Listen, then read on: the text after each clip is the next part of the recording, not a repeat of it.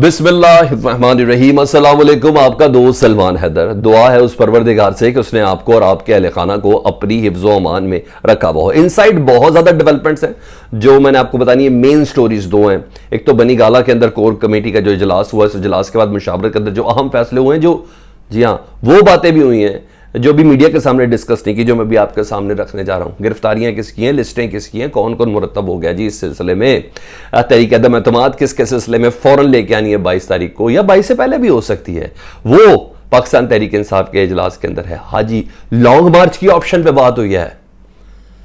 इस बार लॉन्ग मार्च किस तरीके से करना है, रेजिस्टेंस अब कहीं नहीं है और किस सूरत में यह लॉन्ग मार्च करना है, उस ऑप्शन पे भी बात हुई है। मैंने बोला अभी इनिंग्स जारी है। मैं क्यों कह रहा हूं, व्लॉग के इंशाल्लाह इख्तिताम तक मैं ये सब चीजें आपको जरूर बता दूंगा। दूसरा, इत्तेहादियों की मुशावरत हुई है जिसमें शहबाज शरीफ शामिल नहीं है। गिले शिकवे और तू तड़ाक भी हुई है और विद इन नून लीग के अंदर जो बगावत पक रही है, और वो अब पक नहीं रही, एक नेक्स्ट स्टेप पे आ गए जिसमें बाकायदा मरूसी और खानदानी सियासत को मुर्द इल्जाम ठहराते हुए कहा कि आप लोगों ने नून लीग के मैंडेट को जला के राख किया है, तबाह किया है, मारे हमने खाई वोट को इज्जत दो के मामले में, जलीलो ख्वार हम हुए। एक मिनट में एक दूसरे की ख्वाहिशें पूरी और तामील करने के चक्कर में पूरी पार्टी में से किसी ने अपने मुशावरत आपने नहीं की, और जो कल का नतीजा वो इस बना पर हुआ। उसकी डिटेल आपको बतानी। सुप्रीम कोर्ट का जी कल एक अहम तरीन केस है जी, और उससे मुतल्लिक मैंने आपको बताना है पाकिस्तान तहरीक इंसाफ की अपील लगी हुई है।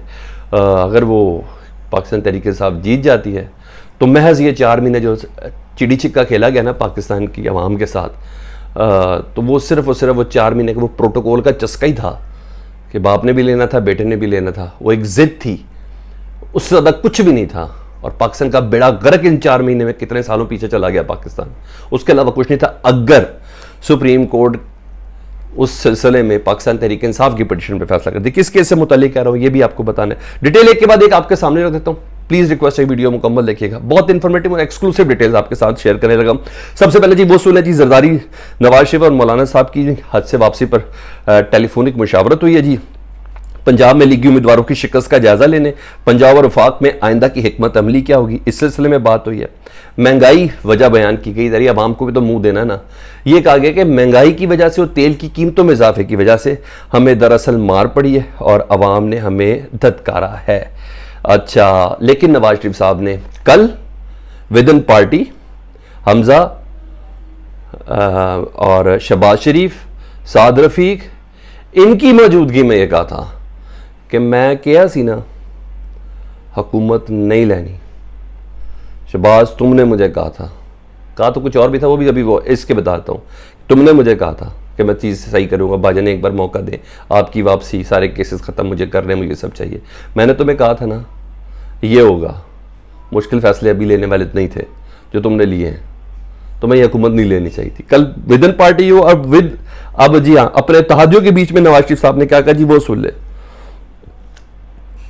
उन्होंने कहा शुरू से ही मैं हुकूमत लेने के हक में नहीं था, जल्द आम इंतखाबात से मुतल्लिक भी तजावीज़ भी ज़ेरे गौर आई हैं और 24 घंटों में इत्तेहादियों का हमें इजलास तलब कर लिया गया है। इनसाइड क्या जी, इनसाइड ये है कि मियां मोहम्मद नवाज शरीफ साहब ने कहा था, मैंने सर फजलुर रहमान साहब, जरदारी साहब, मैंने आपको कहा था कि इलेक्शन में जाना चाहिए, आप तमाम ने मुझे प्रेशराइज किया है।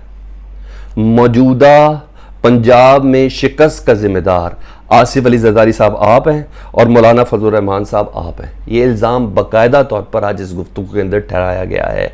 अब आपको याद आया आसिफ अली जरदारी साहब ने जब मीटिंग की थी, जब इस सिलसिले में बात हो रही थी आम इंतखाबात के हवाले से, और ख्वाजा आसिफ तक ने कहा था कि हाँ हम तो तारीख देने लगे थे। याद आया आपको, 22 जून को ही हम तारीख देने लगे थे। वो ये बात थी जिस पर आसिफ अली जरदारी ने कहा था मैंने मियाँ साहब को मना लिया है। जी हाँ, वो ये मनाया था जिसमें मियाँ साहब अपना स्टांस देते हुए नजर आ रहे हैं। खैर, मैं आपको इनसाइड बता रहा हूं कि जो बात हुई और जो मुझे मुस्लिम लीग नून के तगड़े जराए से ये कंफर्म हुई इस सिलसिले में। अब सुन ले जी, अब ये कर नहीं सकते,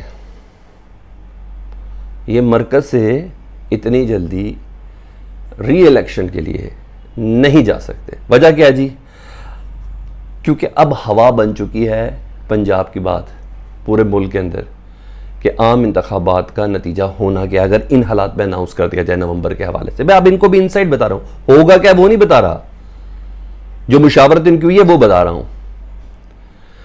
हवा बन चुकी है 2/3 मेजोरिटी। इस प्रेशर को देखते हुए क्लीन स्वीप तो हो गया ना पंजाब के अंदर, लाहौर भी, तख्ते लाहौर भी निकल गया जी। उन्होंने कहा अब पूरे मुल्क की हवा बन चुकी है, अगर अभी अनाउंस करेंगे तो भाई हारना क्या, 2/3 मेजोरिटी हर हाल में यकीनी है, तो ये कर नहीं सकते।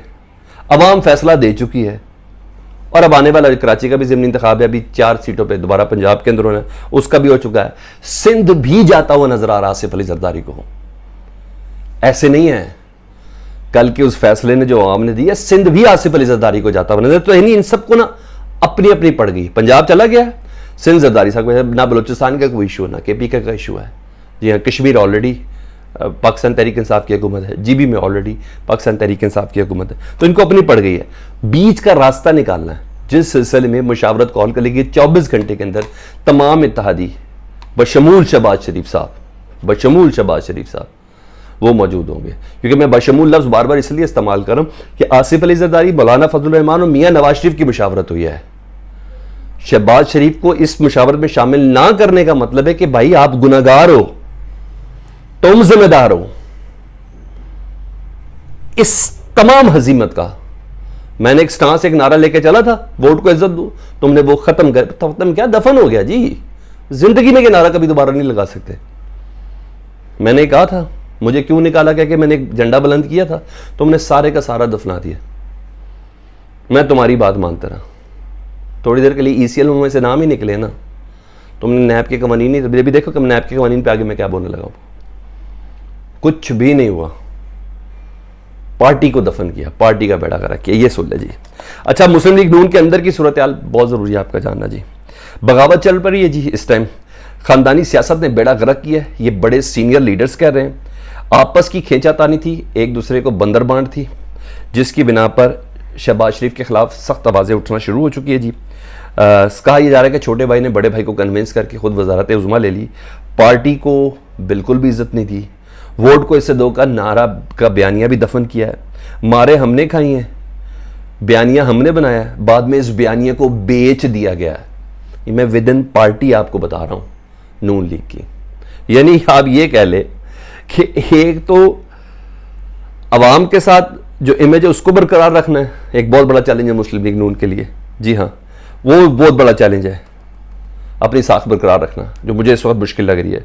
दूसरा, with in party Sharif family को अपनी साख बरकरार रखना मुश्किल लग रहा है, ये मैं आपको बता रहा हूं। विद इन पार्टी और विद इन इत्तेहादी क्या गुफ्तगू चल रही है वो मैंने आपको बताई। अब जरा दूसरी चीज सुन लें जी। सुप्रीम कोर्ट जी, उसने नैब तरमीम के खिलाफ कल हेयरिंग का आगाज़ है जी। बाकायदा तौर पर इमरान खान की दरख्वास्त थी कि नैब कवानीन पर गैर कानूनी गैर आइनी तब्दीलियाँ की गई हैं ताकि NRO 2 दिया जा सके जरदारी एंड कंपनी को, शरीफ एंड कंपनी को और उन तमाम अफराद को। ये इस पर खुद तकरीरों में भी और बाकायदा दरख्वास्त करने में उन्होंने कहा था कि सुप्रीम कोर्ट ये फैसला करना चाहिए, उनको इस दरख्वास्त पर काम करना चाहिए। तो ये दरख्वास्त लग चुकी है जी, कल इसके ऊपर बाकायदा हेयरिंग है जी। मुझे ऐसा लगता है कि इक़्तिदार के बाद जो केसेस ख़त्म कराने का ख्वाब था ना, वो भी पूरा नहीं होगा अगर सुप्रीम कोर्ट ने यह फैसला दे दिया कि नहीं, ये कानून ही गैर आइनी है। इमरान खान की दरख्वास्त बिल्कुल सही है, पॉइंट्स बिल्कुल सही है, मुझे ऐसा लगता है। तो बस फिर क्या गेम रहेगी, थोड़ी देर के लिए बाप बेटे को प्रोटोकॉल मिलना था, वो उन्होंने सर ले लिया, इससे ज़्यादा कुछ भी नहीं है जी। ख्वाहिश थी जो पूरी होगी। हाँ, अभी जरदारी साहब की ख्वाहिश है कि मैं अपनी ज़िंदगी में अपने बेटे को वज़ीर-ए-आज़म देखूँ, लेकिन बहरहाल इससे ज़्यादा कुछ नहीं है। दूसरा जी, पंजाब असम्बली के हवाले से जी, डिप्टी स्पीकर दोस्त मज़ारी के खिलाफ अदम एतमाद की तहरीक पेश की जाएगी, ये मैं आपको बता रहा हूँ। और ये वही है ना, डिप्टी स्पीकर दोस्त मज़ारी PTI के, जिन्होंने गद्दारी की थी पार्टी के साथ। पंजाब असम्बली का इजलास ऐवान इकबाल में और हमजा शहबाज की ओथ टेकिंग का फैसला गवर्नर हाउस में, वही जिनके बाल चाल याद आया आपको? हाँ जी, सबसे पहले जी कमिंग इजलास के अंदर, यानी वजारत आला के वोट से भी पहले, दोस्त मोहम्मद गबारी के खिलाफ तहरीक अदम एतमाद पेश करने के लिए बाकायदा तौर पर काम शुरू कर दिया गया है कि असल फसाद की जड़ी यही शख्स थे। दूसरा बात, जो इमरान खान साहब की ज़ेर सदारत कोर कमेटी का इजलास, उसमें पाकिस्तान तहरीक इंसाफ ने यह फैसला किया कि 22 जुलाई को पंजाब हुकूमत बनाएगी पाकिस्तान तहरीक इंसाफ। कैंडिडेट वज़ीर आला परवेज़ इलाही साहब होंगे, ठीक है। और साथ साथ आम इंतखाबात की तैयारियों की हिदायत भी जारी कर दी गई है कि मरकज़ के ऊपर दबाव डालना है, हुकूमत कायम करने का फैसला किया जा सकता है।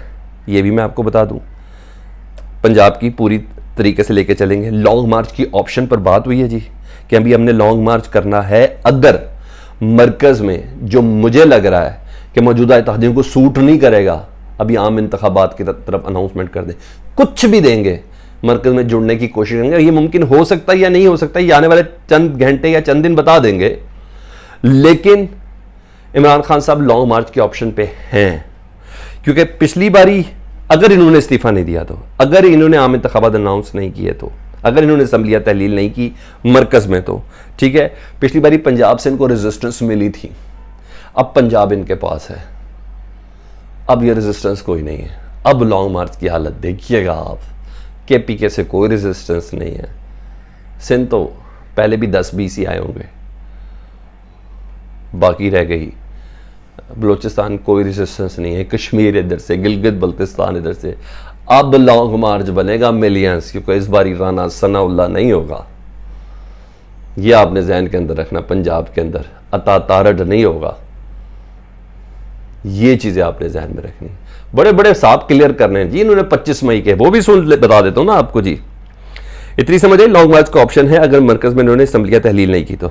अफसरान की फरिश्तें बनाना शुरू कर दी गई हैं, वो अफसरान जिन्होंने, इमरान खान साहब कह रहे थे ना स्टेज पे, एक एक का नाम मेरे पास है, तुम में से जिसने मेरे कारकुन को, यास्मीन राशिद को जिसने मारा है, हमाद अजहर को जिसने मारा है, ऐसा थोड़ी हो सकता है, ये तमाम चीज़ें फॉरगिवन नहीं हो सकती।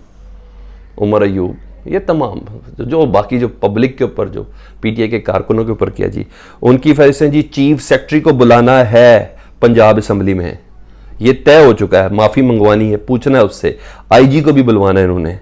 जी हाँ, ये तमाम फैसले हो चुके हैं आज के इजलास में। दोस्तमजारी फिर सुन ले, दोस्तमजारी, अदम एतमाद, चीफ सेक्रेटरी, पंजाब असम्बली तलब, लिस्ट मुरतब अफसरों की, IG की, जिन्होंने 25 मई को पाकिस्तान तहरीक इंसाफ के कारकुनों को और वोटरों सपोर्टरों को मारा था, वो तक की बात हो चुकी है। ये अपडेट थी, कमेंट सेक्शन में फीडबैक से मुतालिक जरूर आगाह कीजिएगा। अपना बहुत ज़्यादा ख्याल रखें। अल्लाहुम्मा सल्ली अला मुहम्मद व आले मुहम्मद।